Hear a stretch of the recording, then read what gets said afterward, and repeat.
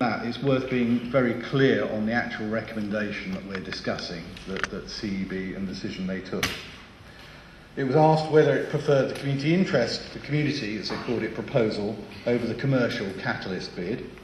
And in the event that CEB preferred the commercial bid, the instruction was to delegate to officers the authority to enter into a contract with Catalyst. But if they preferred the community proposal, the instruction was to ask officers to pursue negotiations with the CIC to work up an effective proposed disposal of the site with a time limit of 9 months, after which the council would be free to seek an alternative form of proposal. During the debate on CEB at 10th of December, which I attended, I heard a number of concerns expressed about the CIC proposal, some of which I shared, but I felt many of these could have been addressed within the proposed 9-month negotiation period, and if they couldn't be addressed, the council would have clear reasons for adopting another option. There were legitimate questions raised, I felt, about financing, the level of affordable housing, the viability of retaining the pool, and whether a leisure use would be more appropriate, whether another leisure use would be more appropriate for the site. Because the TCP campaign has been going for some time, we tend to forget that the CEC is very new, and for a council that only recently passed a motion supporting social enterprises, I feel that we should be willing as a council to work collaboratively with such community organisations. So in summary, these are my reasons for calling in decision. It's really now over to you, public speakers and the committee members and officers, to discuss this further. So I've set out a structure for the meeting, which you can see on the agenda in front of you, and I'll do my best to stick to the indicative timings I've circulated.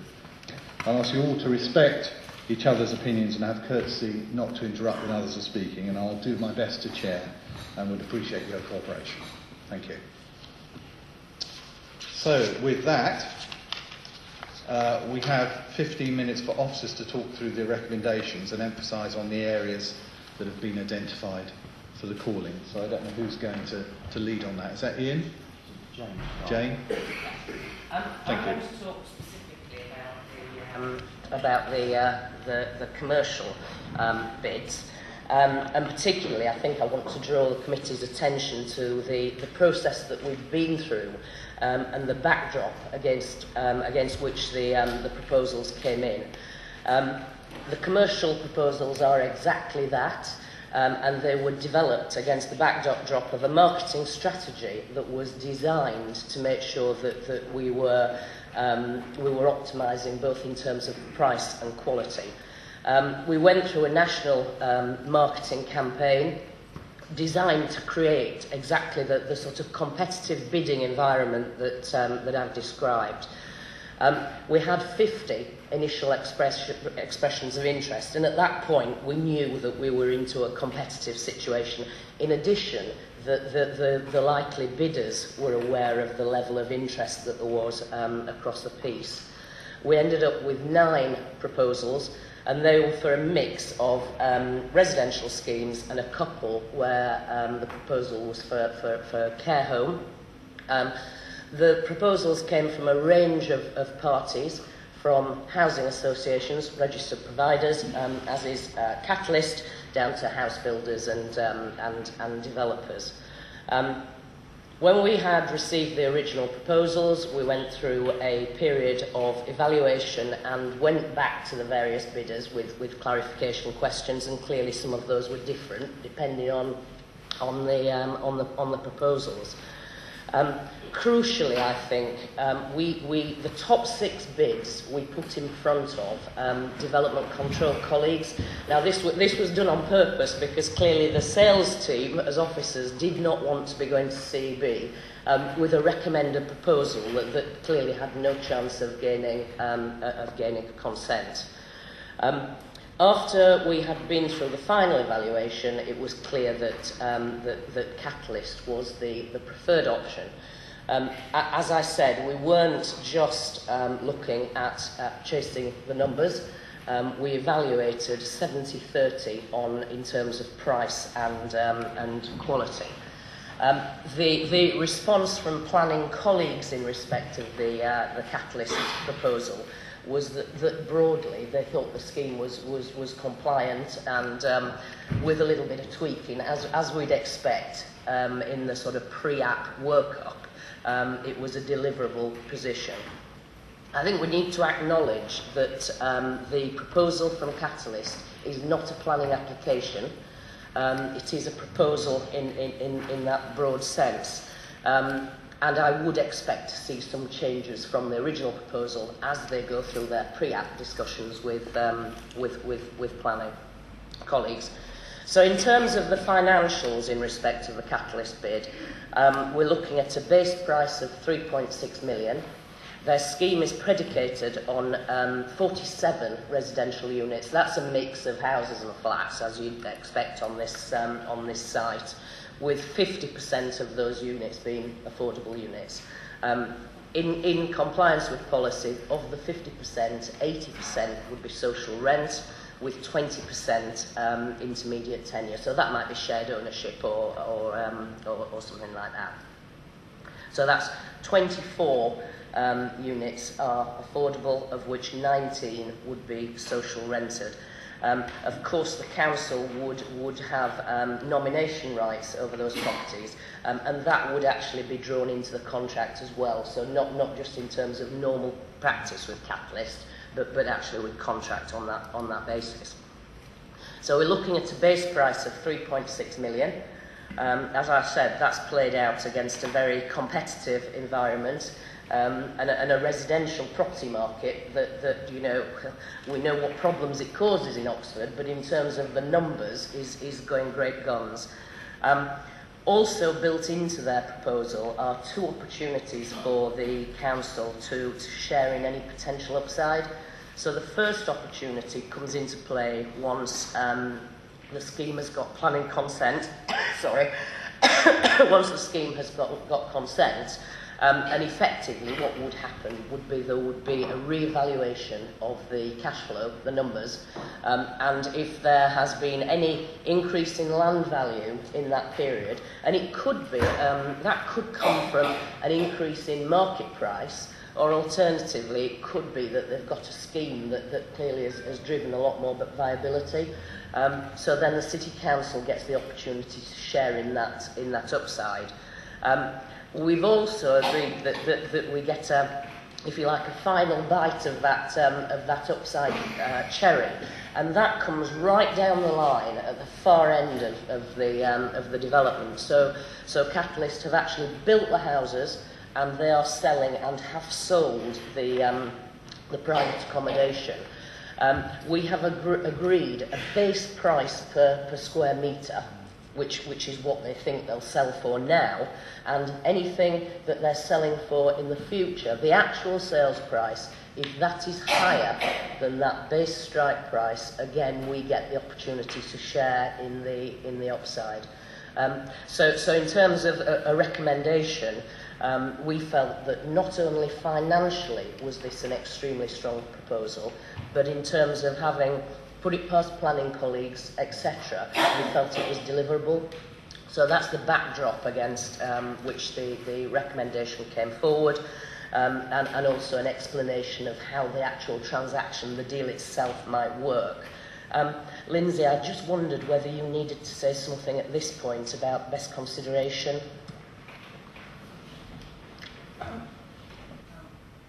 Well, simply just to point out the almost a truism, really, in as much as the council must obtain the best consideration reasonably obtainable when it disposes of any of its assets.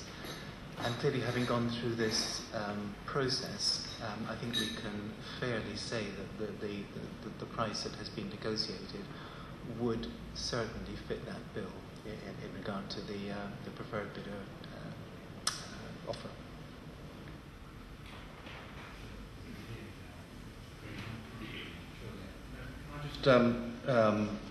For the sake of the committee, clarify why it was the working proposition of officers to market this site for housing, and I think that comes from 2 things. First are previous decisions of the council to implement the last stage of the leisure facilities strategy, which was to build a new pool at Blackbird Leys, and to decommission the pool site at Temple Cowley as a public leisure facility. Alongside that, the second issue is that the site is identified as a housing site in the housing and housing sites local development plan. So those two things drive the officers to enter a competitive process to deliver housing on the site. Just to pick up the broader point on health and well-being, I think it's important to kind of put that into the context of the leisure strategy, as Tim's referred to, and how do we make sure we have a sustainable leisure offer across the city. So going back to when we drafted the leisure strategy in 2009, we had a number of poor quality facilities, and the council had excessive risk within those facilities in relation to maintenance and therefore cost. Usage was very low, so at that time we had just over 800,000 visits across the 7 sites, and the centres were in essence competing for usage because we had centres that were very close together, i.e. the old Blackbird Leys pool next to Blackbird Leys Leisure Centre and Temple Cowley Leisure Centre just 1.5 miles away from Blackbird Leys Leisure Centre. And additional to that, the private sector has increased massively over the last 10 years. The costs to the council at that time were around £2 million per year to keep that facility and service going, with obviously low usage and high risk. So we started working with Sport England to develop a clear strategy going forward that would enable the council to have a sustainable, affordable, low carbon, accessible leisure offer. So part of that was working with other providers, for example, investing and work and grant funding Oxford Spies Academy to create a new gym. Work for that is being planned and the feasibility is underway to start at the end of next year. But also making sure that the centres we have, and also the hub centres, i.e. Barton, Ferry, Blackbird Leys, which were then supported by Hinksey throughout the summer, and the ice rink to provide for order provision, were really high quality. And the terms we used at that side was we wanted to make sure the quality was the same as the private sector, but the cost was still affordable. So public sector quality, private sector costs was the outline of where we were trying to go. So within those 3 hub facilities, we wanted to ensure that they had a multi-functional offering. So first stage of that was we did some development in Ferry, we expanded the gym significantly, we also added in a cafe. Within Barton, we also expanded the gym and added in spinning studio, which in essence or spinning classes, which are static spinning bikes. Those developments have really worked and usage has significantly increased. Another key part of that was recognising the need and the opportunity to develop what was a dry side facility in Blackbird Leys to being a broad leisure offering. So the first phase of that was starting to improve the quality of the inside. We invested in relatively small things that really mattered to people using the centre, such as making sure the changing rooms were high quality. So you go into the changing rooms now at Blackbird Leys, and it looks very good. The feedback we got was excellent, and certainly the customer satisfaction increased. We also added in at that first phase a spinning studio. We're offering over 13 classes which are taken up and booked out in advance. The next stage was the soft play area and a new studio we opened in June. The third phase was the sports pavilion we opened in September, alongside improving the externals. So we improved 2 play areas, and we also put in an external fitness trail. So all of these things significantly support well-being and that broader offer. As of today, we've opened a fantastic extended gym within the leisure centre, so that's open this morning, public accessible. We increased the amount of gym equipment, brand new equipment, and we put adaptations in such as LED lighting to try and shut down the carbon footprint. We're also opening the new pool today at the leisure centre, so that will be a target session for the swimming club, and that's the competition pool, it's a teaching pool, and it's also the fun pool. So that's on track. We've also within this phase as well opening the sauna, which came from the consultation, and we've also just completing external landscaping and the extension of the car park. The next phase of that leisure centre is then adding in an external games area, which is currently the work compound, which will be sometime during the summer. So what that creates is a really multifunctional provision that people will travel a bit further to. It's a broader access and broader offer, and that then creates Barton with a very strong leisure offer, Blackbird Leys and Ferry with the 2 other facilities, alongside significant improvement in the private sector and the council's investment into its parks, and also working with other providers such as schools to develop a gym. So the impacts on well-being, we think, is really moved forward. It's critical, I think, it also achieves is we have now transferred risk to our leisure operator Fusion, who are a social enterprise with charitable status.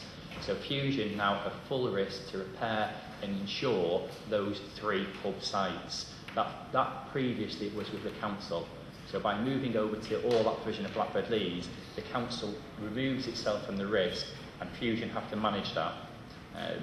We've also taken a journey in relation to costs. So when we start with that, the leisure provision, as I said, was costing around 2 million. As of 2016-2017, that reduces to 0. So 0 cost per year to maintain the provision. Usage has already increased from just over 800,000 visits to this year 1.2 million visits. And what was critical to the council was how we ensured that private sector quality, public sector costs. And that means that 46% of that usage comes from our concessionary groups.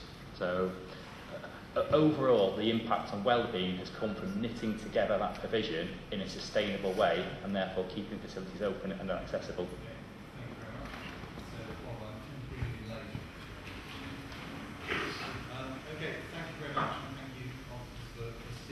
Thank you very much for sticking to the time. So I'd now like to invite Nigel Gibson on behalf of the CIC to speak. And what I've done is I've given Nigel, Judith Harley and Sarah Lazenby, should she wish to get involved, 15 minutes.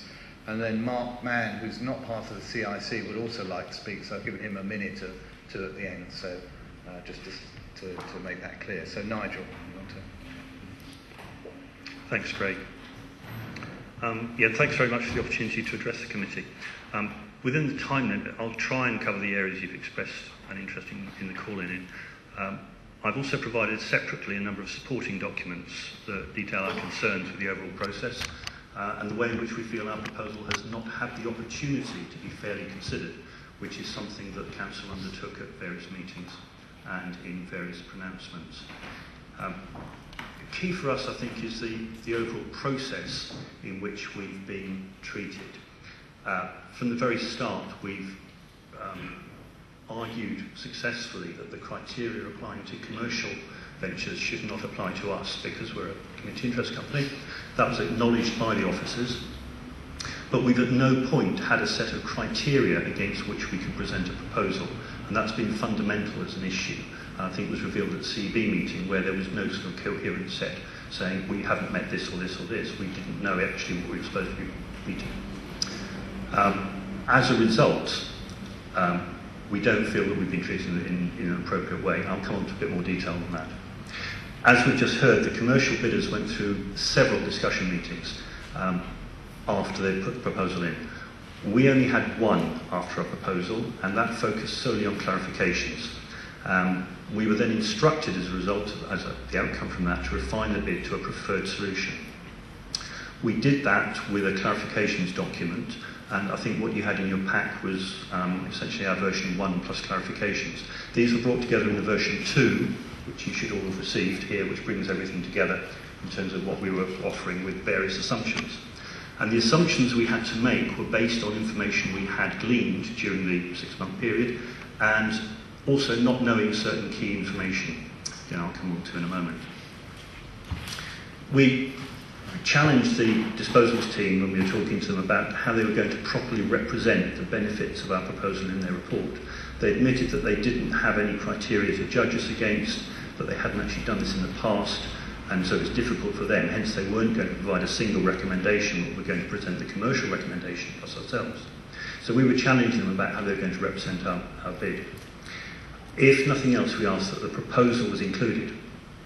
The fact that the version 2, the summary proposal, wasn't included, we feel it was to our detriment in that you then had to work through the original version plus the clarifications to understand what we're offering. I say in the end that wasn't done, we had to circulate it ourselves.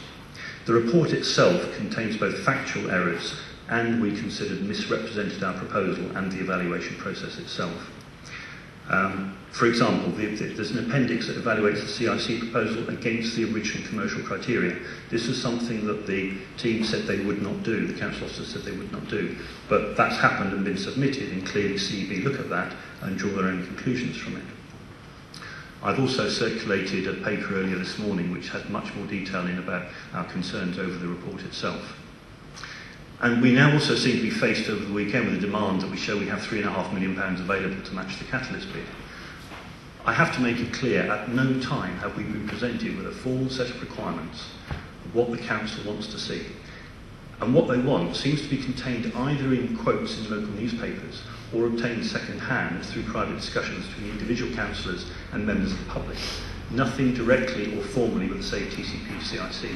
And we find this quite extraordinary because we'd expect someone like ourselves, social enterprise, we put a proposal in, you'd expect some sort of discussion about the viability and what we can do around it to actually take place. None of that has happened.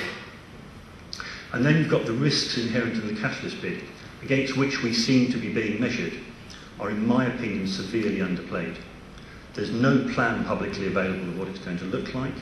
There are considerably more car park spaces being put forward than the 44 that we've got. And the offer is conditional on achieving planning consent, which the officer report acknowledges faces a significant policy hurdle around the validity of closing Temple County pools with no adequate replacement. So our proposal itself, in version 2, we believe is prudently phased. So at each stage we demonstrate and or we establish the feasibility of what we're doing before proceeding to the next stage. And this has been worked through with both developers, housing associations, and also our potential leisure partner, which would be Active Nation. The 3 stages, just to remind you, are we were proposing that during the first 3 months we would have a due diligence process, which may involve operating the centre if it's still available. It may have taken over some staff from Fusion, which we were told that the CEB would not be available. And it would then be preparing for stage 2, which would be taking on the full running. I feel that we got a little bit hijacked during CEB when people kind of focused on, well, if you're going to have volunteers, what does that all mean, and so on. Just to clarify, Active Nation would be involved from the very start in vetting any sort of volunteers. We do have available a manager who's worked at Temple County Pools, who's available to come and work there. We do have people with lifeguard training, and Active Nation themselves are able to mobilise people depending on the timescale. What we actually do and how we do it in detail all depends on exactly how the council wants to engage with us and how it wants to transfer over. Stage 2 is crucial, and that's true of any CIC, any community organisation taking over running a leisure centre. We've spoken to a number up and down the country. And this is to demonstrate that we can make a profit over a period. And yes, we're looking at this as community asset transfer, so we want it to come over and be leased for, say, 125 years to us at peppercorn rent. But if that seems too much of a risk to the council, we would offer that, okay, we operate it for 9 months, or a year, or 2 years, or 3 years, to demonstrate that we can run it profitably, without any sort of external grants, without the council actually giving us any money. If at any stage that proves not successful, then it just comes back to yourselves and you're able to sell it along the lines you are at the moment with a commercial proposal for much more money, because we know the land prices are going up. If not, then it remains in community ownership in perpetuity, which was partly the purpose of it in the first place. So our approach minimises any requirement for initial financing. We're looking at several £100,000, we believe, as a minimum. We believe we've got that covered. If it's a requirement for the council, from the council for us to show that, then we're happy to do that. But it has to be part of an overall discussion about, in total, what do you want to see from us as a successful proposal from a CIC? As I emphasised, we are not seeing any sign of that. Just in terms of specific points, I'll just run through some of those. I've talked about some of the financial aspects. There's some, again, third-hand rumours, second-hand rumours that you might want to see, or you didn't want to see any residual risk if we were to take over and then fold, and there might be some utility costs and so on. Again, we'd be happy as part of an overall package to talk about how we put some money, if you like, in escrow or something like that, if that's what you want, to actually have some sort of insurance for yourself in the event that happens. In terms of the community facility, we're looking at a cafe for general use that can also be internal across the pool hall. We're looking at internet facilities. We're looking at a community space of 190 square metres. All of these things have been shown as part of the due diligence that we've had to undergo during the 6 months right to bid process. we had obligations to go out to the community to ask them what they want and show them ideas. We did that diligently at a whole variety of events, and the feedback we got was overwhelmingly positive, with people helping shape and coming up with new ideas. So everything we've got in there has been shaped with the community, for the community in mind, and with their complete support. As highlighted by the community space, for example, where you compare it to the small space that's being provided in Barnes Road now, what we have is huge. It will include a sprung dance floor. The community space itself will not have alcohol in it, although there will be catering facilities. People will be able to book as they go through, and we know there's a demand for it. If you go to the URC Church Hall next door, they're oversubscribed, as are other places around the community. We'd be able to take that overflow and develop other things around the health offer that we're putting together as well. I mentioned perhaps the team that we've got overseeing this is made up of a number of individuals with a variety of experiences in all sorts of disciplines, from finance through to operating leisure, through to operating community facilities, through to just general management over many, many years. And we... Thank you, got that. I'll just move on to the housing offer. Again, there seems to be some misunderstanding here. I've read that some councillors feel that it's not appropriate for us to build over the pool hall. I thought I made it clear at CEB, but I need to make it perhaps clear again. There is no intention to build over the pool hall. It is to rebuild on the existing dry site footprint, which you'll see if you've got the papers in front of you, the actual plans there. I'm happy to talk about any aspect of that if you want to. In terms of what we were doing, it was an outline plan of some detail, as much to show the massing following on discussion with the planning people. So we did have a meeting with the planning department. They didn't express any concern over what we were doing. We're looking at 17 flats, so about 4 stories, with an appropriate housing mix. We believe more are possible. It may even be acceptable to increase to another floor, in which case we then have more flats there. As I say, we're fully compliant with local plan policies. We were instructed in one of the meetings with the disposal team that 26 dwellings was the limit, and I see that a way has been found round for that with the catalyst offer. But we do feel that 26 is probably the limit for that size of area of land. 50% of those flats would be affordable housing. We'd look to be working with the housing association to do that, which may even be catalyst, of course, if council feels that it may be a way to go. During the period, we did have various discussions with a number of housing associations. They were reluctant at the time to work with us simply because they were working on the other commercial bid and didn't want to have any conflict of interest. We would look to council to have a discussion about who might be best to work with us to do that. But that would be part of phase 3. I'll let Judy talk about the planning side of it. The one area that was totally ignored during CEB is a legal obligation. And that's a legal obligation for you to comply with the Public Services Social Value Act 2012. Requires those commissioning or procuring public services contracts to consider how the work can improve the well-being of the area. We feel that this was totally ignored. We have put together some workings around what the equivalent value would be using an appropriate methodology that's been approved by central government for use with the Green Book assessment of projects. And doing that, our proposal shows that we're delivering an equivalent of £20 million worth of social value annually to that site and around that centre. We feel that that should be part of any consideration, both for what you're doing with Catalyst and whatever. There's no sign of council taking any care around that particular aspect of the legal obligation.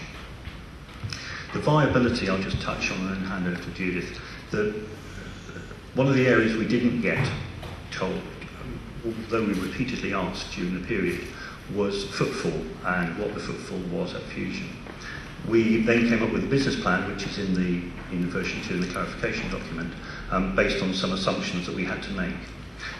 Subsequently, we found out through FOI that what the footfall was for the last year of Fusion. When we match that across to our projections, we find that the first year operation of the business plan shows a 15% growth in in activity and footfall. We feel this is highly realistic in terms of what is happening. And even if it wasn't, provided we were operating within our revenue and making a profit, I don't see how that's an issue. The point is that many hundreds and thousands of people have said that they would like to keep going back to Temple Galley Pools if they had the opportunity. This is not a zero-sum game. We're being told by a recent survey 20% of people won't go anywhere else for various reasons. And we just feel that there's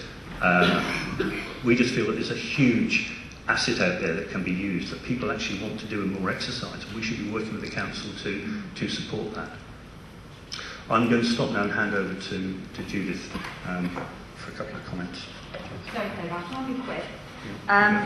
Good morning, everyone. I'm here to support the Temple Cowley CIC bid, and I would ask you to consider the community rights under the Localism Act, which allows the community right to challenge, which enables communities to challenge to take over local services that they can think they can run differently and better. And I urge you to either defer your recommendation today to allow the City Council to investigate the implications of not accepting our bid under the right to challenge, or to recommend that the CEB accepts our bid and rejects Catalyst. I'm essentially here also as the planning representative of Old Temple Cowley Residents Association, and several of you around the table have worked with me on numerous planning campaigns which we have felt unsatisfactory for the area. I'm here to ask you to refer back to the CEB their decision to accept the Catalyst bid, because it should be rejected as contrary to CS21 of the Local Core Strategy 2026 and to the City Council's Sites and Housing Plan. I did ask questions at the CEB which were responded to on paper. CS21 says planning permission will only be granted for development resulting in the loss of existing sports and leisure facilities if alternative facilities can be provided and if no deficiency is created in the area. Alternative facilities should be equally or more accessible by walking, cycling and public transport. I would like to emphasise... Sorry? Okay. Temple Cowley is a quite separate area from Blackbird Leys, and it's quite clear that for Temple Cowley, Cowley, Lye Valley, Headington and many other areas, those are not able to get to Blackbird Leys more easily than they can get to Temple Cowley. Temple Cowley is more accessible. Also, the density of Catalyst is contrary to the Sites and Housing Plan, and again this is subject to planning, and as in Barnes Road, I don't think we should assume that this planning can be bulldozed through for a bribe of £3.5 million. As councillors, you either believe in your local policies, CS21 and the Sites and Housing Plan, in which case you should support them and ensure they are upheld, or you just pay lip service, abandon all pretence of supporting these policies when a sufficiently large sum of money is offered. So we urge you to recommend that CEB reconsiders its decision to accept the CIC offer and reject Catalyst. Thanks, Craig.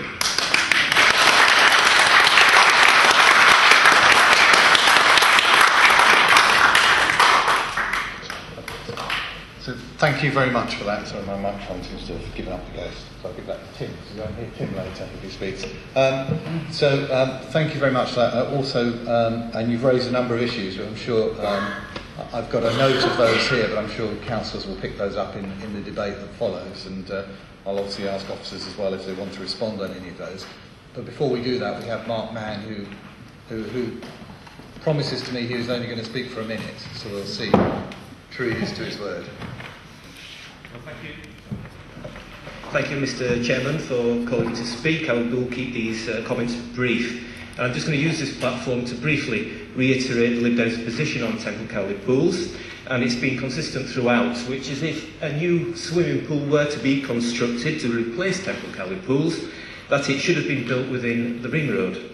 Why? Because of the transport infrastructure that needs to be sufficient so that the maximum number of people can access the pool, particularly in terms of time and cost, and so that people from low-income backgrounds and people taking health treatment can have access to that pool. It is clear that the CEB did not take this factor properly into account on the 10th, as the Blackbird Leys pool is not a like-for-like replacement. Therefore, the Liberal Democrats back the CIC bid for taking over Temple Cowley pools.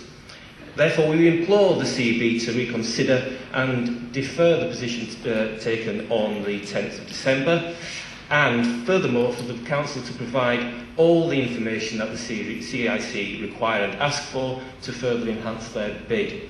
I grew up 2 miles from the Bramley Pool referred to in the CIC bid in Yorkshire, and it shows the potential of a community and a council working together to protect an asset for the community, and it is a shame that this has not happened in this case. Thank you very much.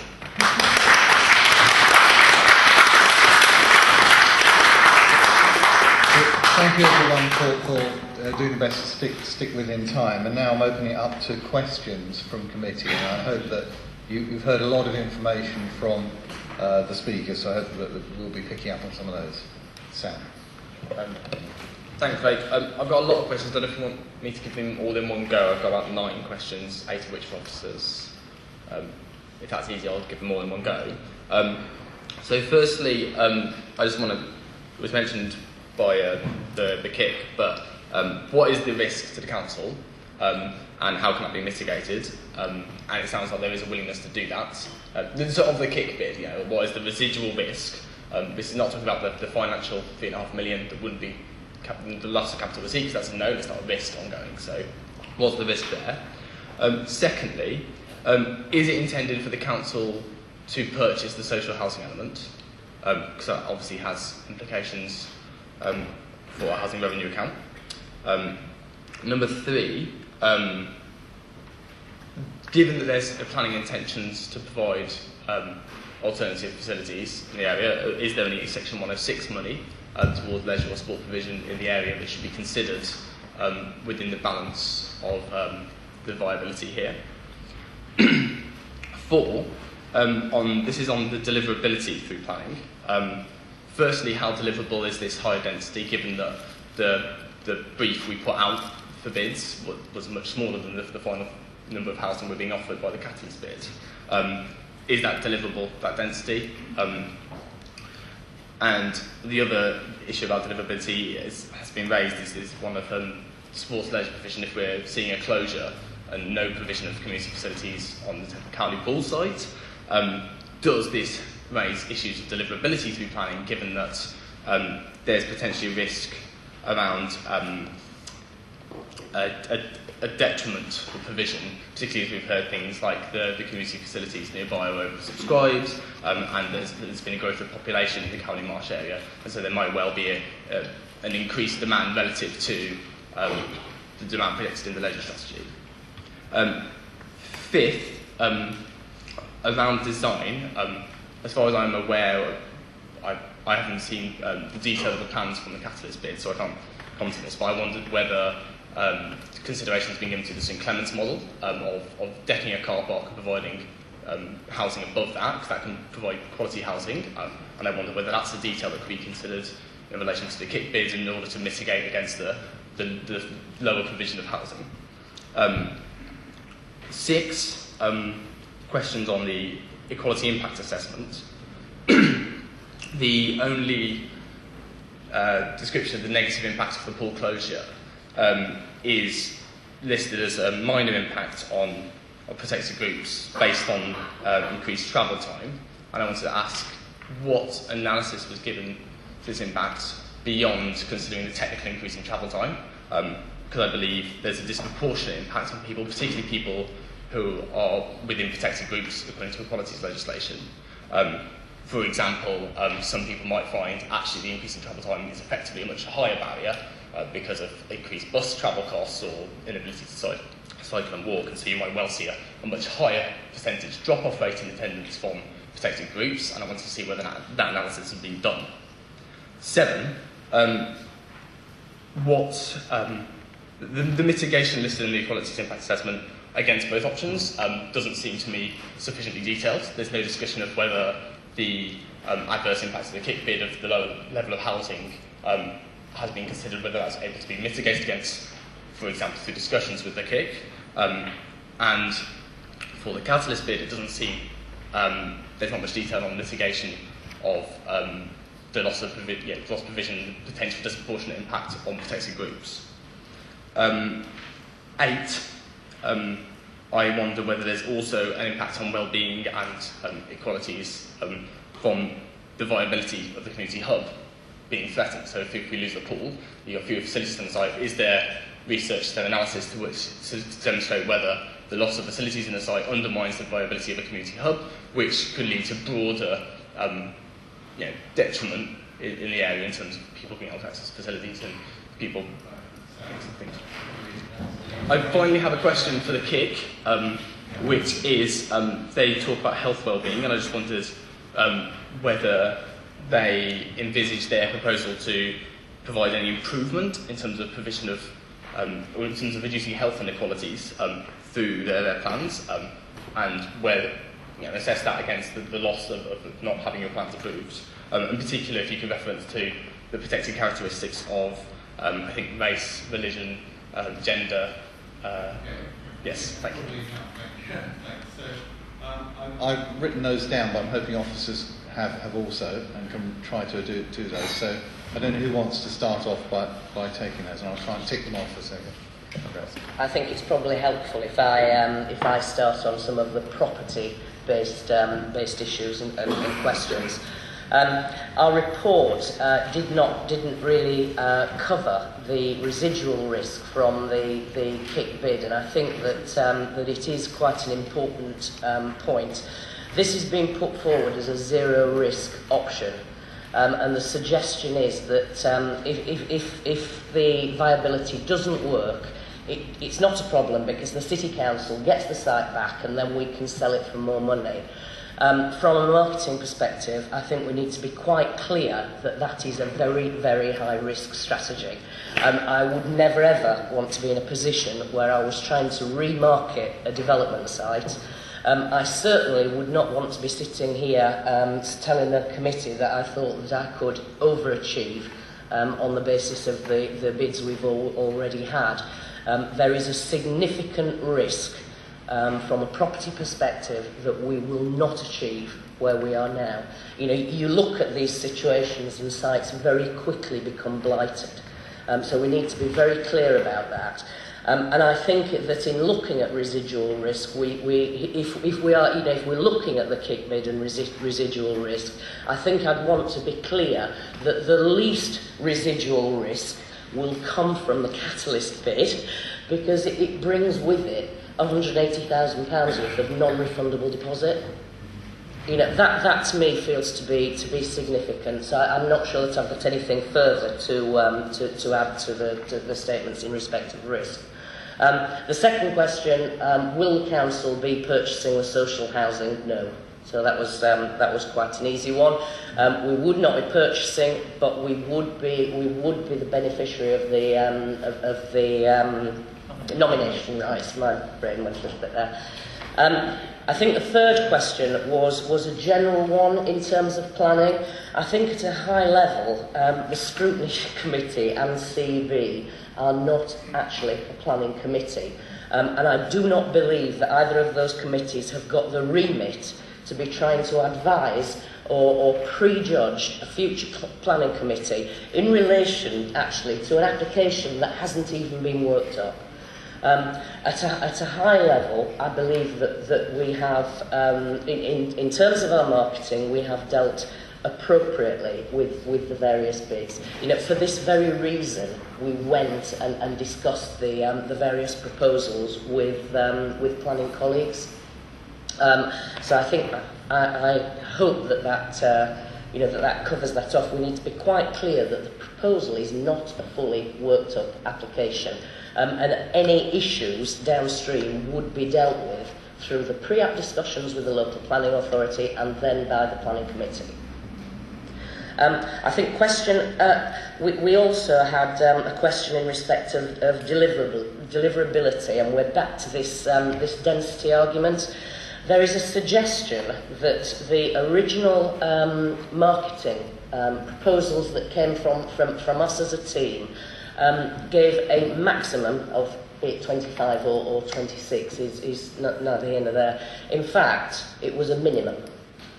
So I'm confident that the density is consistent. Again, we have been to planning colleagues to check that through.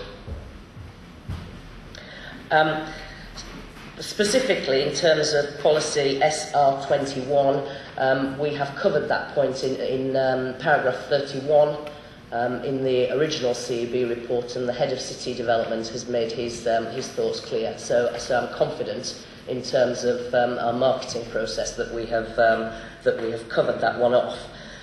Tim, Ian, I think probably on the equality stuff, it's over to you. Thank you, Jane. Nope. Thank you, Jane. So I'll pick up the equalities and health and well-being, which wrap quite well together. So in relation to the equalities of the proposal and the development, when we worked through the new pool development, a full consideration was given to equalities impact throughout that process. I think the other point that Councillor Hollick has raised is population growth and how that's taken account of. We have undertaken a very similar process as we ran in 2009 when we worked with Sport England to understand demand, population growth. We did that from 2009 to 2015. We've been working with Sport England over the past year where we've run the same model for 2015 and going up to 2025. So that takes into consideration population growth estimates, demand and facilities.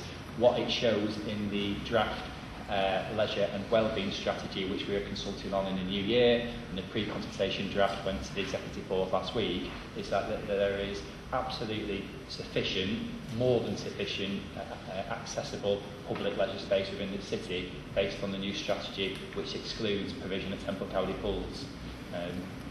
I think another aspect to add to that is clearly new modern facilities are more accessible in many ways than the old sites, recognising that obviously it is a new provision that's been proposed within Temple Cowley. Overall access groups, I think, have been significantly well covered off throughout the last few years in the process that we've been through. Thank you. There was a question to the CIC about health and well-being. I think that's that was your final point. Viability. Yeah.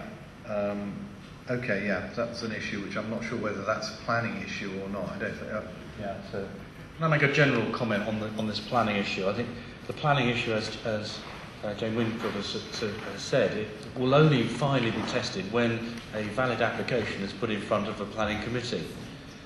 What we can do at this stage is take advice, look at policies, and look at, in the round, does it look like this proposition has a reasonable prospect of success of getting through that process?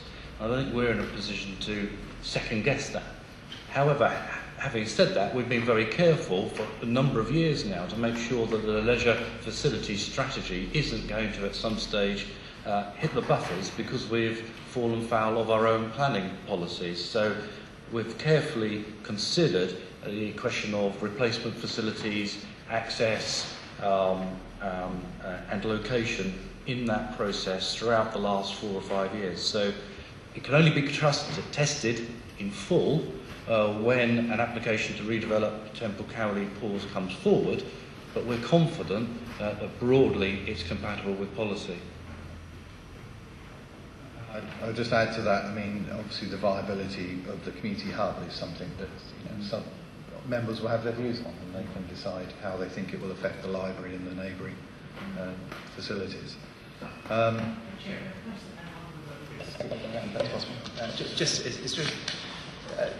It's really going back to the point on risk, and it refers to what I was saying earlier about the overriding obligation on the council to achieve best consideration when it disposes of its assets.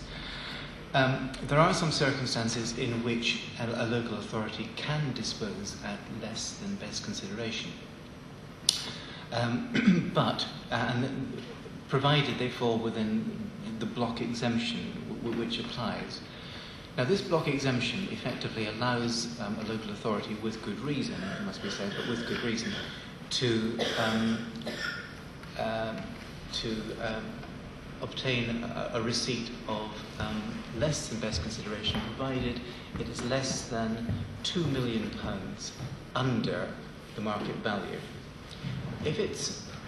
If a local authority is foregoing more than £2 million, then it must seek Secretary of State's consent to permit this. Now, in these circumstances, it's highly likely that if the council were to decide to dispose to the community group, there would be deemed to be a disposal of more than £2 million under value, in which case it would have to go to the Secretary of State, and the council would have to present a very convincing argument as to why the Secretary of State should agree to that. Now, I can't in any way foretell what the Secretary of State would say, but it's certainly a possibility that the Secretary of State would simply say no to that. That's too big an undervalue. I'm not permitting that to go ahead. So it's a risk we must bear in mind. One question for the CIC as well about health and well-being. Yeah, thank you. It's also perfectly possible to say yes, particularly as we're complying with the Localism Act, which is brought in by the Secretary of State. I just need to also, as part of looking at the wellbeing aspect of it, in terms of risk, if you feel that you're not able to market it for more money, perhaps that's part of the negotiations we could undertake to sell it for you, because I'm sure in 6 months' time we could get more money for that site. Also, I do need to pick up on correction. 3 of us were in a meeting where we were told that the maximum we could put on that site was 25. Anyway, so in terms of the general wellbeing things, I did also, part of the background to this, look at Sport England and how they evaluate things. And we went into this several years ago when the 2009 evaluation came out, and we found it was a desk-based survey, not based on the reality of what's actually happening around the site. No doubt that's been gone through again to satisfy whatever you need. When I went through what's on the Sport England site, which is an available spreadsheet where you can do that similar calculation, it comes up with a requirement for the whole of Oxford to have 8 swimming pools with 32 lanes. There is clearly an under-provision, and we're being told time and time again there's an under. We are being told there is, by the people, so there's no point people shaking their heads, we are being told by the community they want that space, very, very simply. And that leads on to the... Sorry, just to be very brief, so yeah. You just had the one question posed to you, but... I'm sorry, Craig, I just felt I had to... I mean, the Sport England thing is part of the wellbeing side of it. So, in terms of what's going on with that, the accessibilities for the different groups, we're looking on this proposal not just as yet another leisure centre which could be seen as competing with the rest of the area. We're seeing this as an integrated health hub, Temple Cowley Community Health Hub, where we're working with the NHS to prevent what's going on in increase in obesity, and also to increase the way in which at the moment people are referred for exercise to Temple Cowley pools. More and more can do that. We, as part of the development, we've got a couple of therapy rooms being put in there, maybe more, for provision of all sorts of things, from exercise to physiotherapy, acupuncture, and beyond. There's a group of specialist therapists who are prepared to work with us, similar to what's going over on at the Botley Community Health Hub, and they can also put on a whole range of health activities. I think you've made the point well, Nigel, on health and wellbeing responded. Okay, so in terms of the in terms of the accessibilities for different groups, I'll just give another example.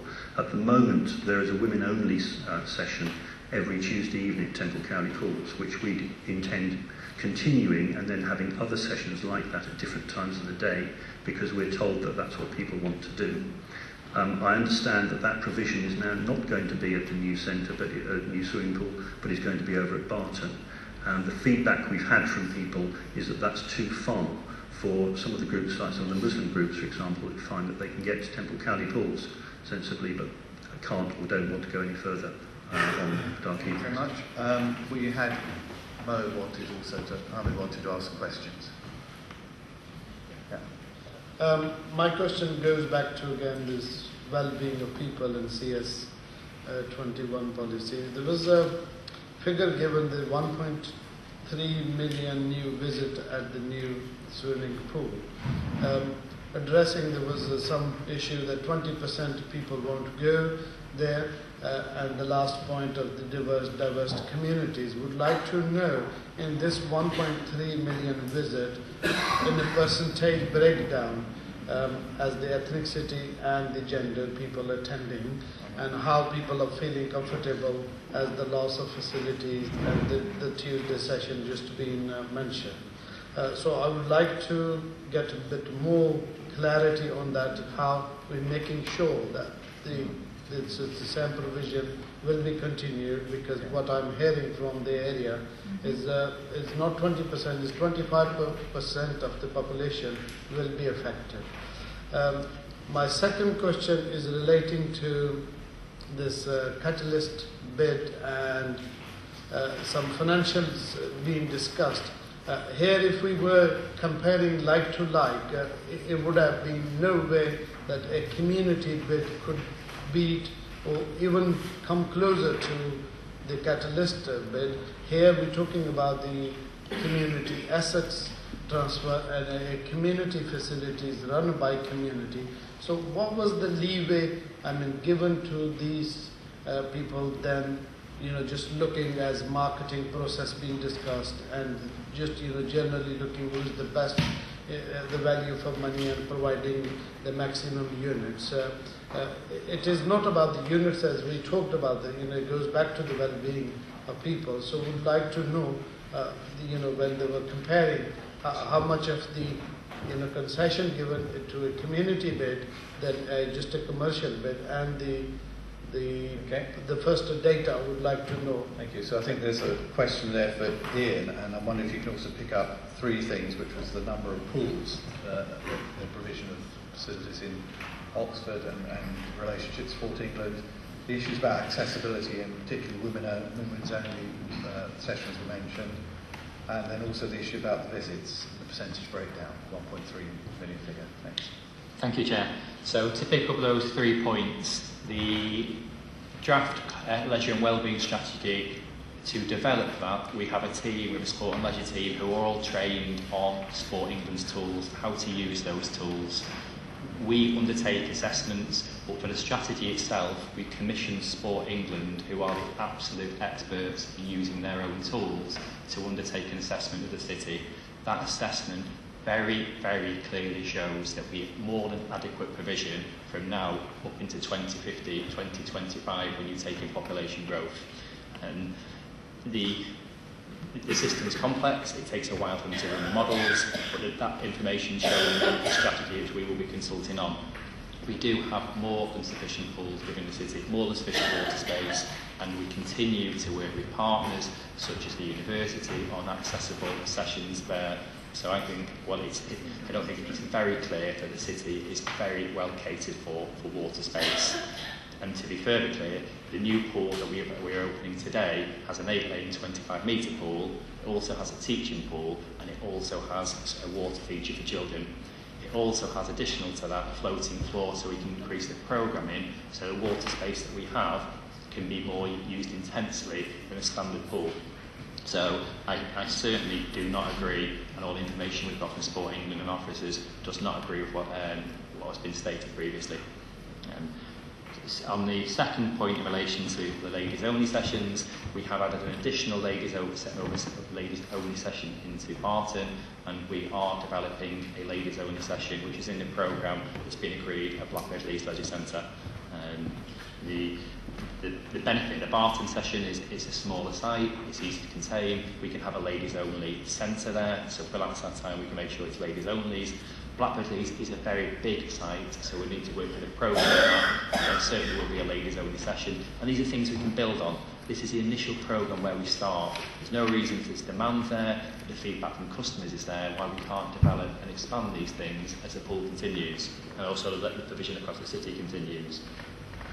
The third point in relation to the breakdown of usage of the just short of 1.3 million, the figure I stated before was 46%.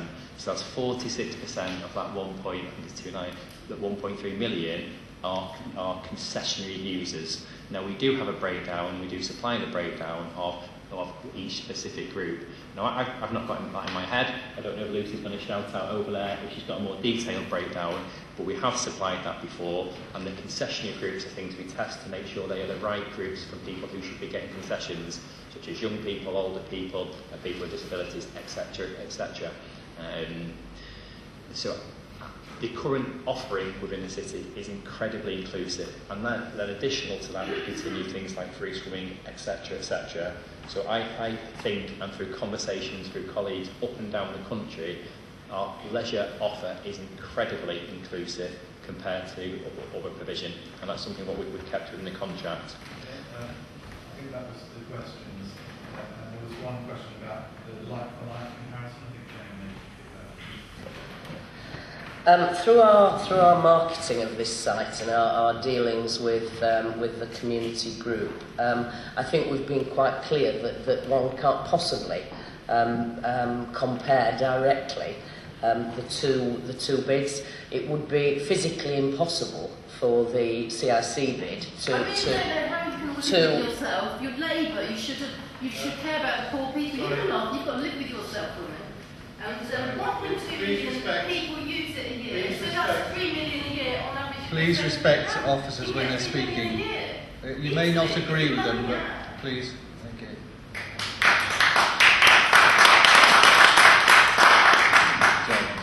Okay. It would be physically impossible to get a capital receipt of the same magnitude and to retain the existing facilities, because clearly the developable area will be reduced. I think it's quite correct that the way this proposal has been reported to CEB, in that at the one hand we have a preferred proposal from the commercial bids, and the community bid has been provided the information in the round for the board to make a decision and to compare and contrast. Thank you. I think that was very clear in the way that the CB decision was constructed and how I introduced it at the beginning. So any more questions from... So I think we had Roy and then Van. I think this is probably a question for Jane and maybe for Ian as well.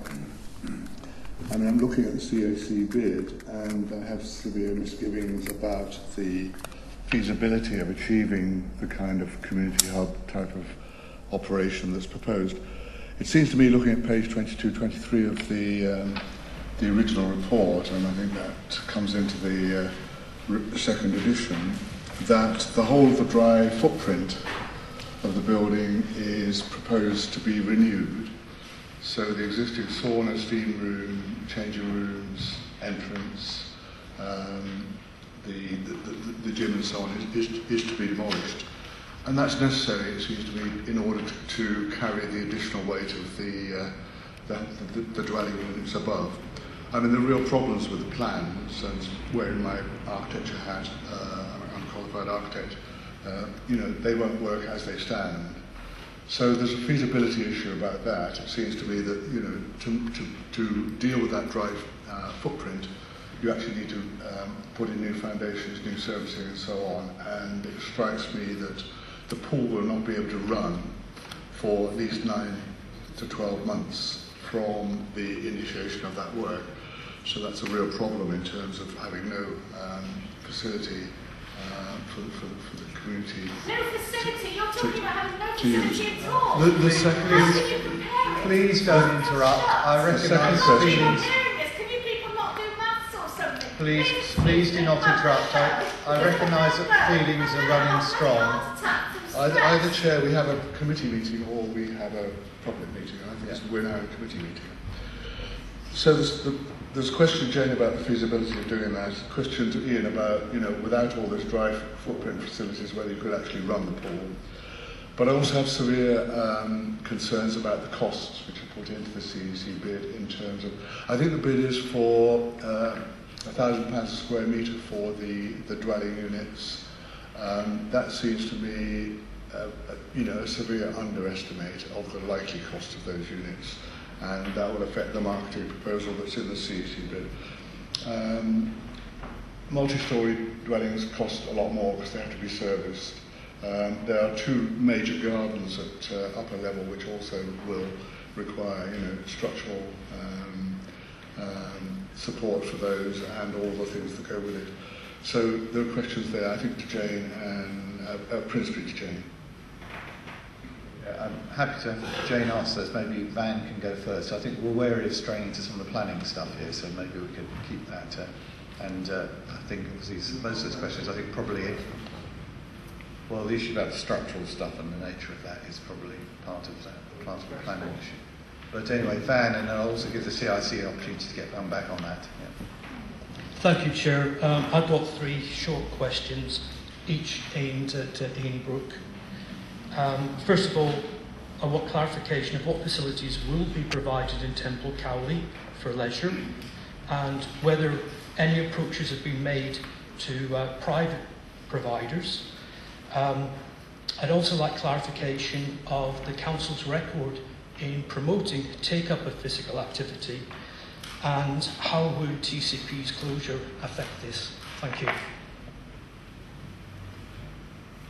I think we have some questions there from Roy, which I'd also, I think the CIC probably can also answer, but also Jane, the opportunity about the feasibility of achieving a hub and the structural issues and the downtime of the pool, and the issues around a multi-storey building.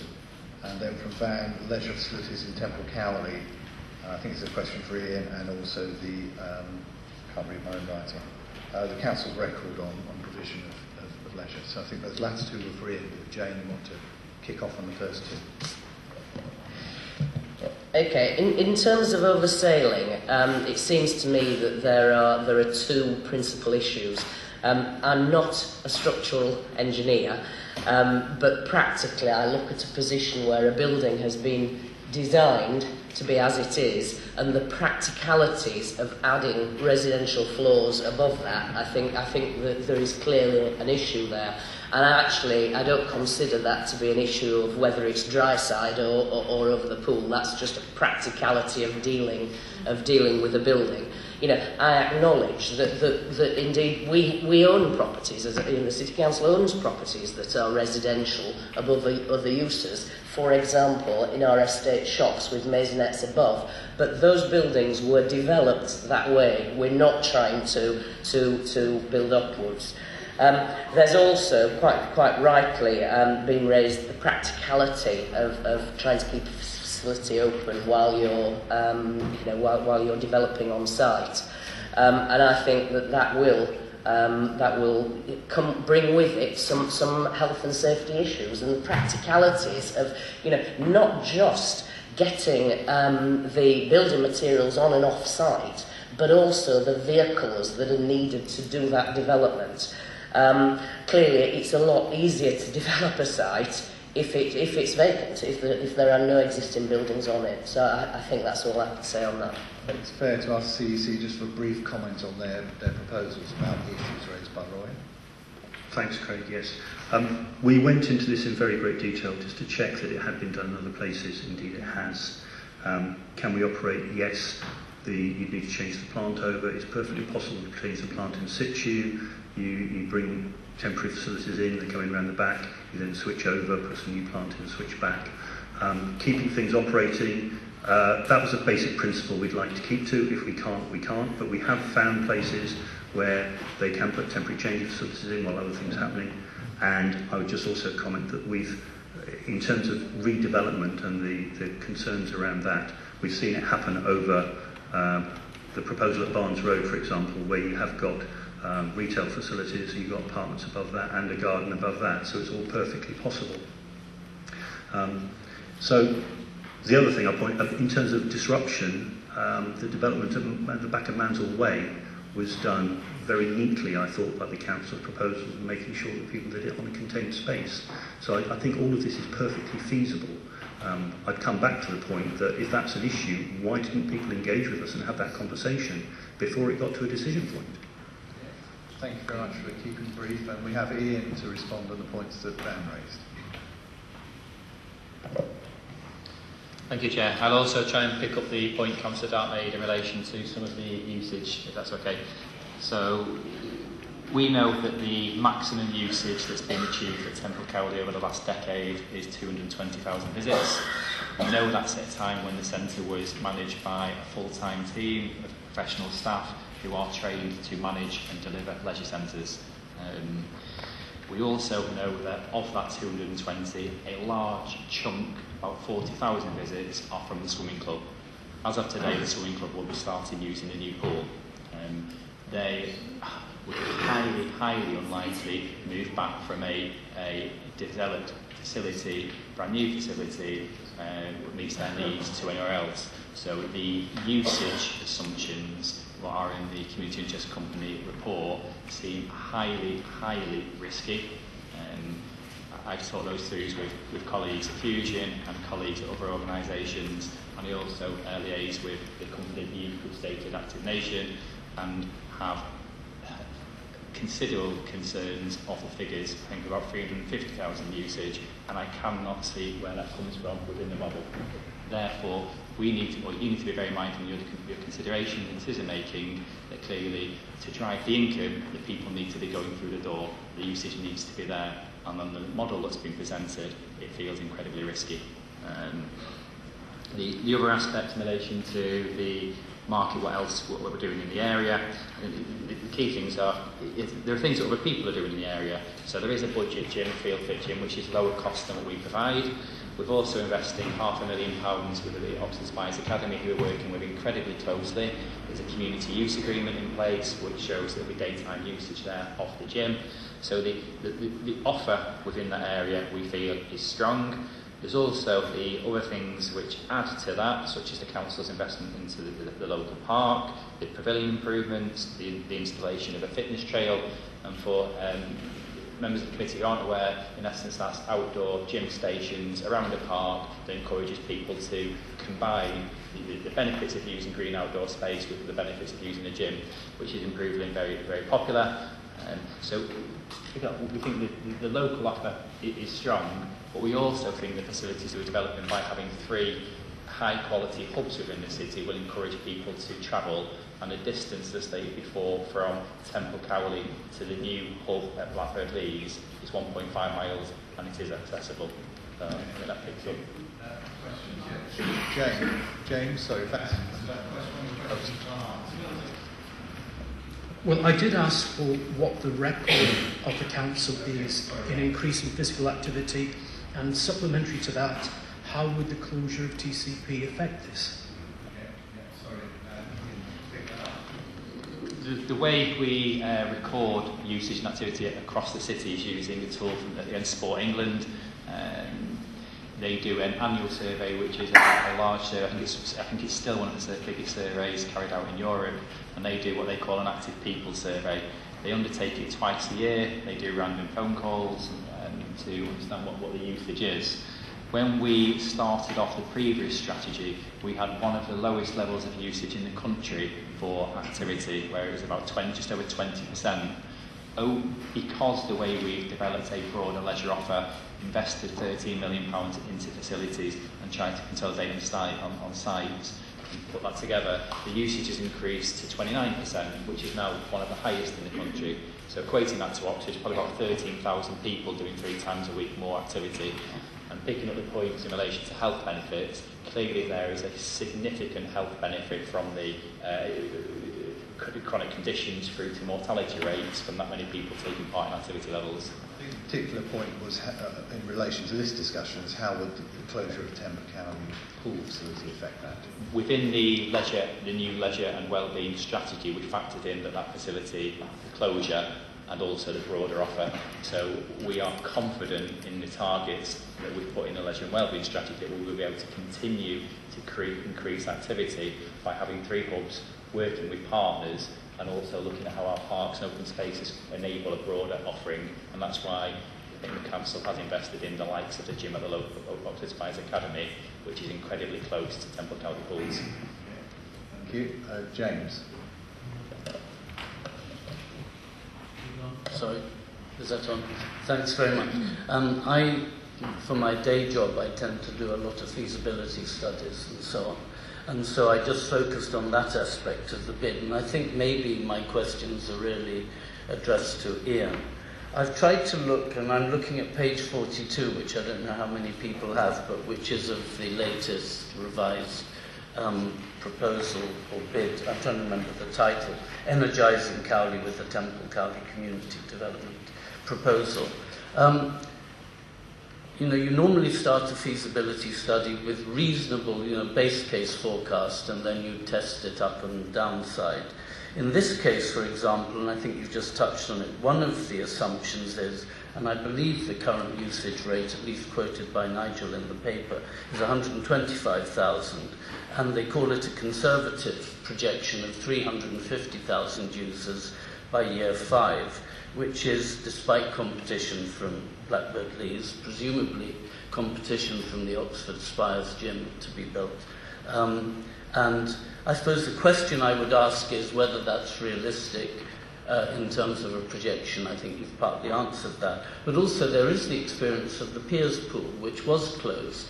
And to the best of my knowledge, that was handled very smoothly in terms of users transferring to other pools. So that's the question. I'm not going to query on the building costs.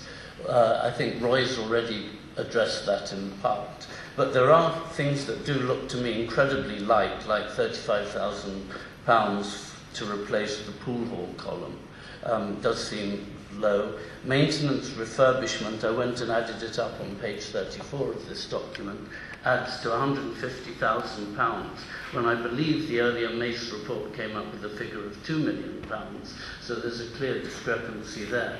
But so on the revenue side, for sure, I feel this is very optimistic to expect to go from 125 to 350, which I've just learned is greater than any figure in the last 10 years, and despite new competition. But then when we turn to the cost side, because there are two aspects of it, on the staff costs, the current costs, again I'm grateful to Nigel because his report quotes these figures, the current costs, if you add together staffing costs plus cleaning costs, which is presumably a labour cost, plus admin, adds up to £623,000 with the current pool with 125,000 users, if that's the correct figure. If we look at this page 42 with the expenditure, the figure's 382,000 in year 1, rising to 699,000 in year 5. And it strikes me that in a leisure centre, a lot of the costs must be fixed costs. It doesn't matter whether you've got 2 people, 10 people, or whatever in the pool. You still need all the front staff, you need the attendants. And the reliance on volunteers, which is mentioned but is not sort of gone into any great detail, for cleaning and all these other things. I'm a frequent user of Ferry Leisure Centre, and I do know that things like cleanliness are one of the most important things for users. If you slip up on that, you will get a lot of aggravation from the users. To rely on volunteers, I think, is certainly a vulnerability. So when you come to compare these, we've got a situation today, if I take the figures quoted here, we've got a current deficit of 210,000 a year.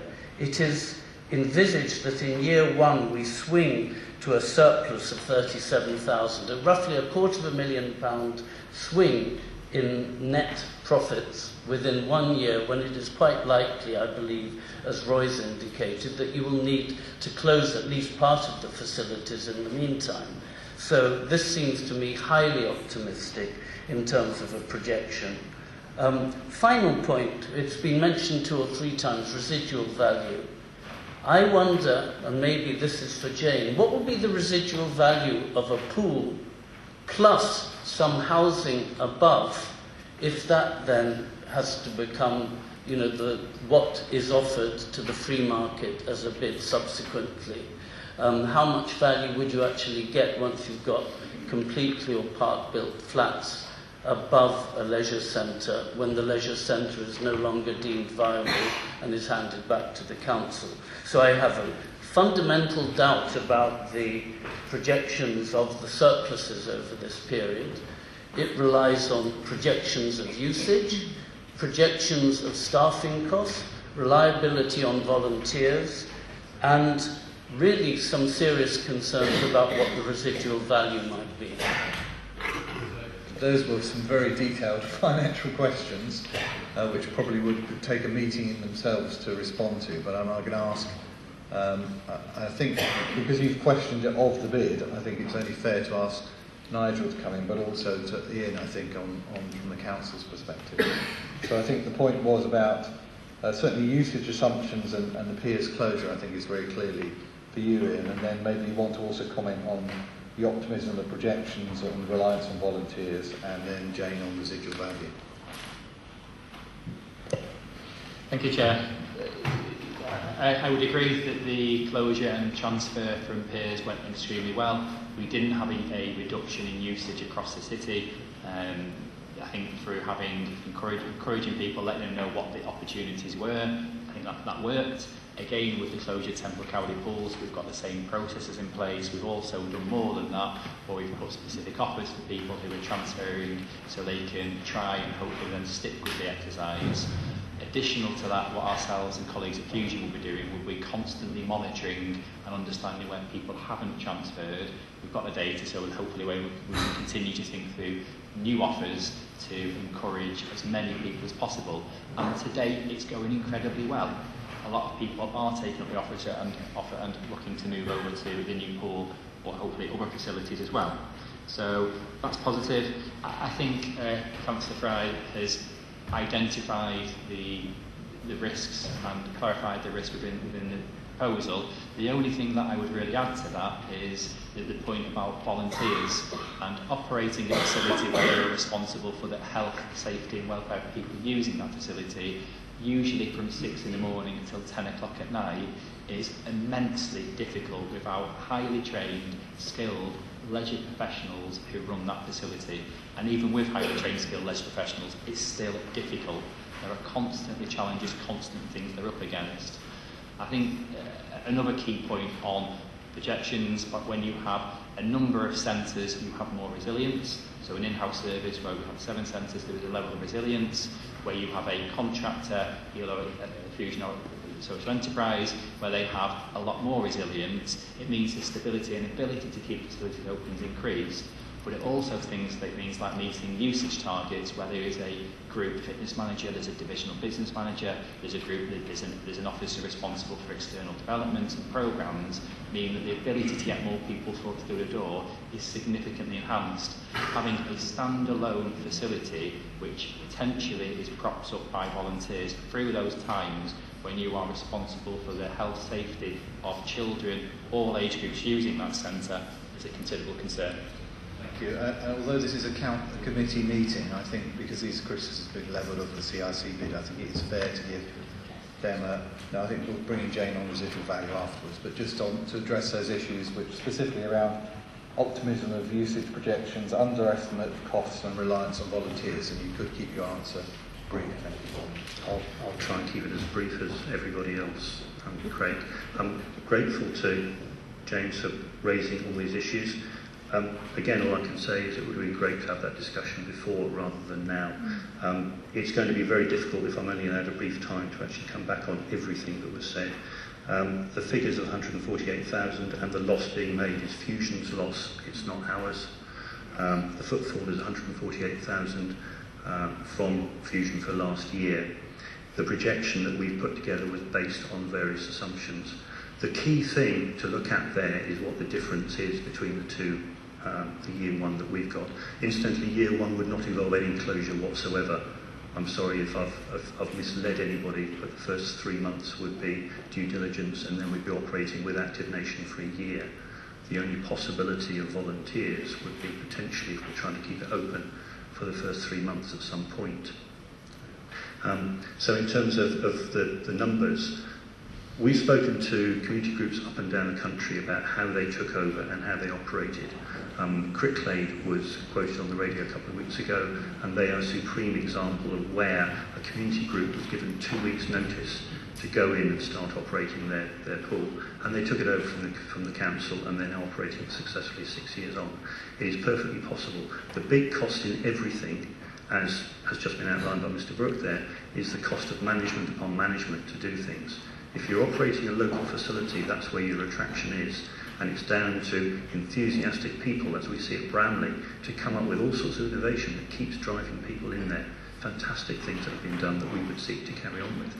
By keeping the costs down, by keeping the people to a minimum, the staffing cost to a minimum, you can operate it. And as I said before, this is not competing, this is operating within our own envelope of revenue, so we will make a profit that way. That's what other groups do. They don't try and compete with council facilities. We're trying to take the overload. So, for example, between 12 and 15 times a year, at least, provided there is sufficient seating at the new pool, the swimming club wants to run galas. At that point, over that weekend, the public will not be able to access any swimming facilities there. So they will have to come from Blackbird Leys, if that's where they start from, and go to a totally different area, or stay inside the ring road and come to Temple County Pools, which is what people want to do. So, we're trying to work with the council here, not sit here to have everything that we're doing rubbished on the basis we weren't given sufficient information to start with, or have discussions beforehand to come up with something that you might consider compliant. We do need to see from you guys a set of requirements that we can meet. We have not been given that at any point, and I consider that very unfair and a very unfair treatment of the community. Thank you very much for that brevity, and we just had a question from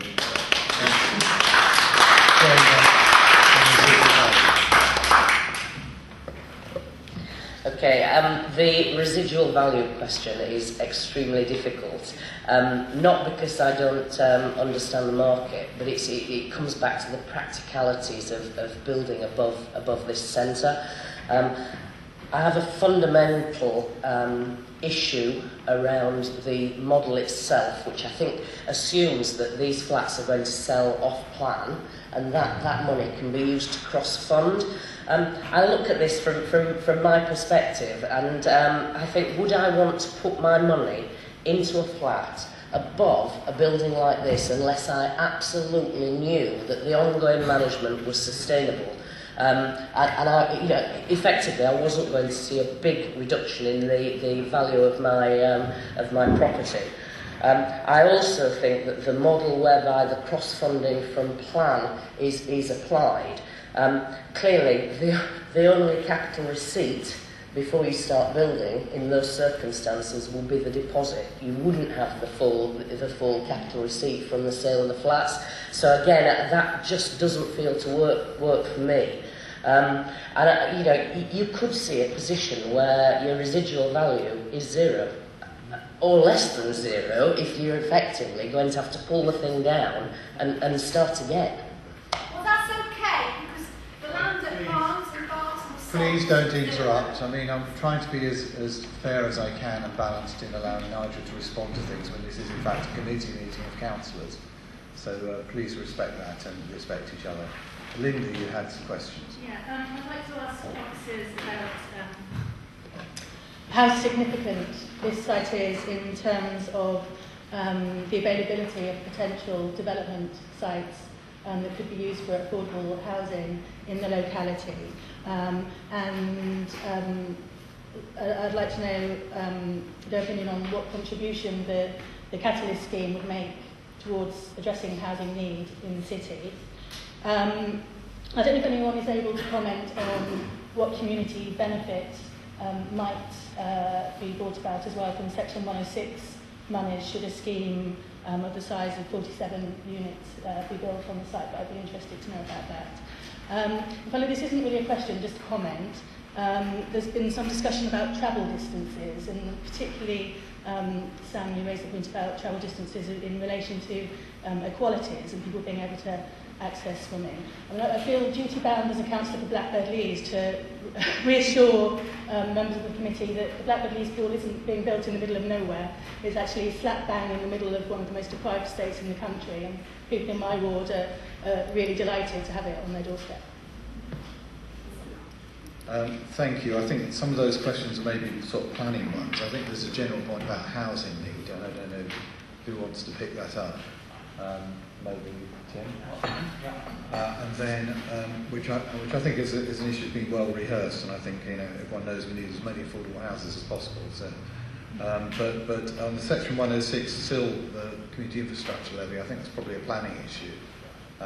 So probably not for discussion here, but your point about travel distances is well made, and I think that would segue us nicely into a broader discussion. But Tim, if you want to briefly talk about that. We attempted to ask this question about the context of 47 dwellings being developed on this site in the context of housing needs in the city in the report to CEB in paragraphs 32 and 33. If I just refer to that, and the number of dwellings that were provided in the last year, like it was 100. Sorry, what's that number? It's the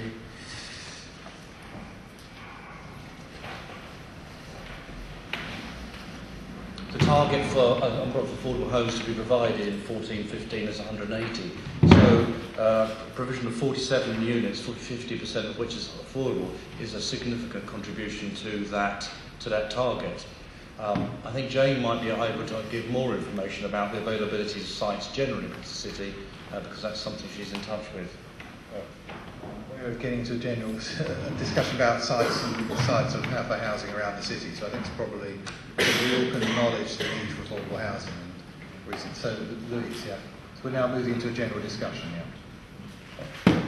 Okay, well, I think my view is that if times were good, it would be wonderful to have this clearly very passionate, very committed group running this pool as a community facility.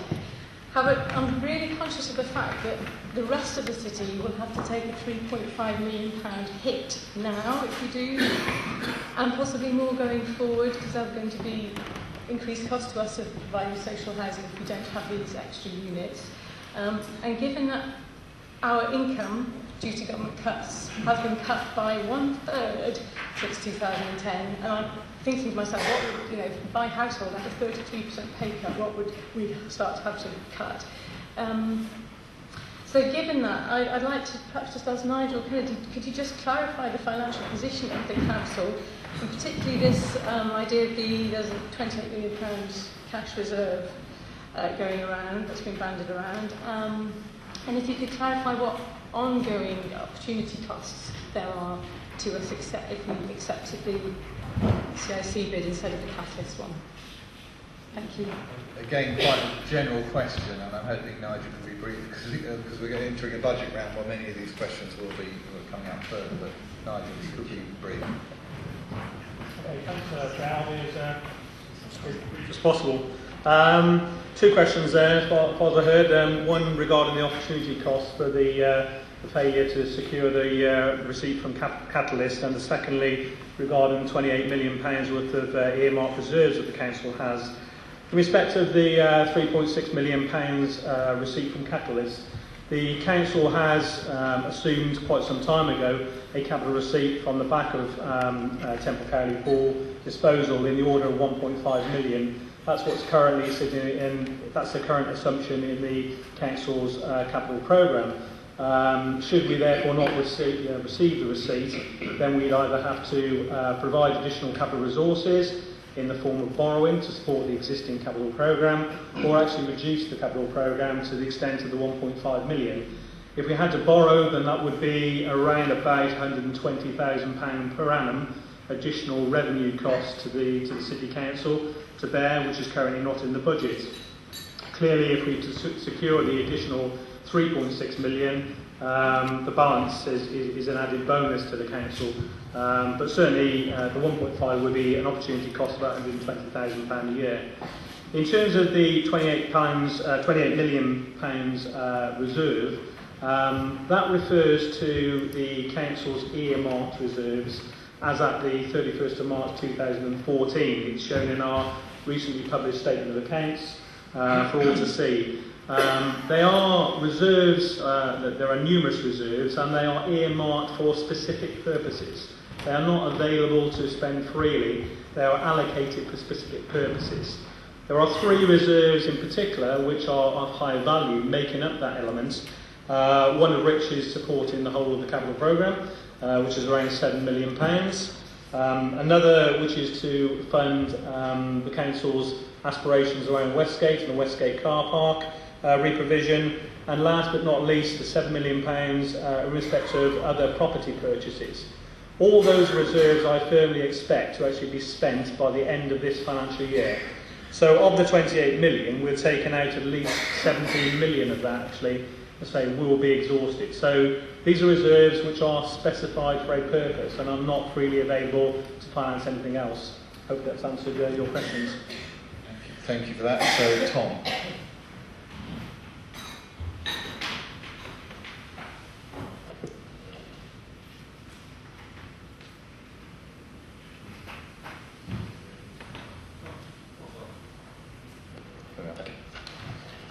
Thanks. You give the example of Bramley Baths in Leeds, and I wanted to direct some questions to that. I got in contact with the Baths to find out exactly what their model was, whether it was a good model for your campaign to emulate. And some of the information I got back was slightly worrying, so I was hoping that you might be able to tidy up some of the information they've given me. It seems that Bramley Baths is smaller and it's less structurally sound. We've heard from Councillor Dark about the difficulties of building flats as part of your proposal above the swimming pool, and the possibility that could lead to significant cost increases, but also the closure of the site for some time.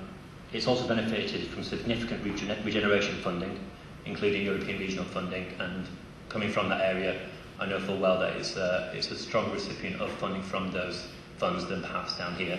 I'm just wondering if you could address the possibility of getting grants or funding in a similar fashion. And key for me, it doesn't have a repair backlog of over £2 million. Can you clarify for me how you intend to come up with the funds to remedy that backlog? And it also has 19 professional staff, which includes a full-time management team of 4, yet it's still only open for half the hours it was run. It only opened for half the hours when it was run by the council. And finally, its concessionary rate for a swim is more than twice the bonus rate. So the real concern I've got here is that you're aiming for a 135% increase in usage, using this particular bath as a model, but the analogy doesn't quite hold, and there's a swimming pool just up the road, within 1.5 miles distant. I've got some serious concerns, and I was hoping that you might be able to address them by answering the questions, and specifically whether the model that you're using as an example is a good one to follow. Thanks, Tom. I think it's an extremely good model to follow. We're not following it identically. What was interesting was that they are making a profit, which is the whole point. They're not one of the principles of the way they operate up there is that they do not rely on grants to keep operating. To pick up on some of the points you made there, the repair backlog was quoted as 2.3 million. That was back in 2010 when the council was supposedly carrying out consultation. We were, and just to pick up another point, people were about fixing a column in the pool. We were told at the time, it was implied that it would cost millions to fix that column. We had to use freedom of information to get the list of what comprised that £2.3 million backlog of vital repairs, including things, when we got it, things like £3,500 to repaint the lines in the car park. It was made up of a number of things. The column itself was £35,000. That's where that number comes from. It's actually from the council's own estimates, as are a number of the other figures. We haven't made this stuff up. It comes from somewhere else. I believe from memory, I don't have it in front of me, the biggest amount on there was £150,000 for lighting, which seems to be still working okay. I mean, 4 years on, nothing is falling down. We were told that the centre is at risk of catastrophic failure at any point. It is still standing up. We know the architect who designed it. He said you can take 2 of those columns out, it will still stay standing. There is nothing wrong with the pool hall itself. In terms of grants, yes, we believe we can secure grants. One of our team is well versed at doing that. I don't want to get into detail, can provide you detail on that if you want, which will cover things like putting a pool cover on. The cost of putting a pool cover on is £25,000, £23,000 ish plus fitting. That will save £25,000 a year. So there's an immediate saving that you can have there. Other things. Sorry, can I just quickly ask? You use Bramley Bass as a model. I'm just looking for you to address those concerns I've got about Bramley Bass and whether it's a good model for you to follow, given that there seems to be some differences between Temple and Bramley. Okay, but you've raised specific points there which imply that there's some fault in what we're coming up with, so I'm happy to do that. As I said at the start, the principle around Bramley is A, it's run by the community, and B, it's profitable, which is the whole point. We will run within whatever we need to, and if it can only run half time because we don't have enough people or aren't enough people going, we will still run that. Like I say, we're not trying to compete. If the figures don't come up, then they don't come up to where we expect them to. That doesn't matter in terms of the plan. The whole principle is to keep it profitable. Okay, thank you very much for that. So, any general discussion points before then proposing that we, I think Bob said I'll bring in Bob later, so if no one else has any more questions, I'll just see if Bob wants to add anything.